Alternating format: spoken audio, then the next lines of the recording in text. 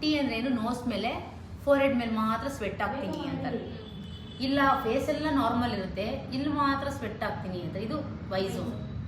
ಇಲ್ಲಿ ಮಾತ್ರ ಇಲ್ಲೆಲ್ಲ ಸ್ವೆಟ್ ಆಗ್ತೀನಿ ಅಂತಾರೆ.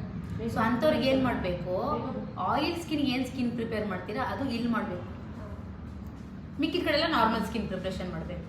ಡ್ರೈ ಸ್ಕಿನ್ ಇವಾಗ ಇಲ್ಲೆಲ್ಲ ಡ್ರೈ ಇರುತ್ತೆ, ಇಲ್ಲೆಲ್ಲ ಆಯಿಲ್ ಇರುತ್ತೆ ಅಂದರೆ ಇಲ್ಲೆಲ್ಲ ಡ್ರೈ ಸ್ಕಿನ್ಗೆ ಹೆಂಗೆ ಪ್ರಿಪೇರ್ ಮಾಡ್ತೀರಾ ಆ ಥರ ಪ್ರಿಪೇರ್ ಮಾಡಬೇಕು. ಇಲ್ಲೆಲ್ಲ ಆಯಿಲ್ ಸ್ಕಿನ್ಗೆ ಹೆಂಗೆ ಪ್ರಿಪೇರ್ ಮಾಡ್ತೀರಾ ಸ್ಕಿನ್ನು ಆ ಥರ ಪ್ರಿಪೇರ್ ಮಾಡಬೇಕು.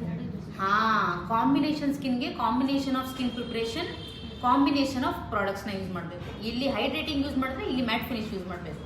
ಸೊ ಆ ಥರ ಎಲ್ಲಿ ಸ್ವೆಟ್ ಆಗ್ತಾರೆ ಅಲ್ಲಿ ಹೈಡ್ರೇಟಿಂಗ್ ಪ್ರಾಡಕ್ಟ್ಸ್ನ ಕಟ್ ಮಾಡಿಬಿಡ್ಬೇಕು, ಮ್ಯಾಟ್ ಫಿನಿಶ್ ಪ್ರಾಡಕ್ಟ್ಸ್ನ ಯೂಸ್ ಮಾಡಬೇಕು. ಈ ಥರ ಕಾಂಬಿನೇಷನ್ ಸ್ಕಿನ್ಗೆ combination of products, combination of skin preparation. Sensitive ಸ್ಕಿನ್ಗೆ ಆಲ್ರೆಡಿ ಹೇಳಿದ್ದೀನಿ.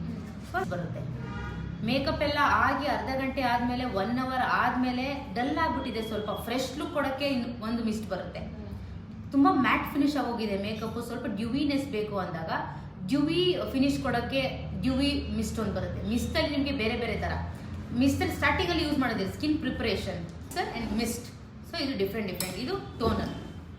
ಸೊ ಇಷ್ಟು ಟೈಪ್ಸ್ ಇದೆ. ಸೊ ಮಿಸ್ಟಲ್ಲಿ ನಿಮ್ಗೆ ಹೇಳಿದ್ನಲ್ಲ, ನಿಮ್ಗೆ ಯಾವ ಥರ ಬೇಕು ಆ ಥರ ಮಿಸ್ಟ್ ಯೂಸ್ ಮಾಡ್ಬೋದು. ಮೇಕಪ್ ಎಲ್ಲ ಆದಮೇಲೆ ಲಾಸ್ಟಲ್ಲೇ ನೀವು ಫಿಕ್ಸರ್ನ ಫಿಕ್ಸ್ ಮಾಡಬೇಕು. ಬ್ರೇಕ್ಔಟ್ಸ್ ಆಗಿಬಿಡುತ್ತೆ ಜಾಸ್ತಿ ಫಿಕ್ಸರ್ನ ಯೂಸ್ ಮಾಡಿದ್ರೆ. ಸೆಟ್ಟಿಂಗ್ಸ್ ಪ್ಲಾನ್ ಇನ್ ಬಿಟ್ವೀನ್ ಯಾವಾಗ ಬೇಕಾದರೂ ಯೂಸ್ ಮಾಡ್ಬೋದು.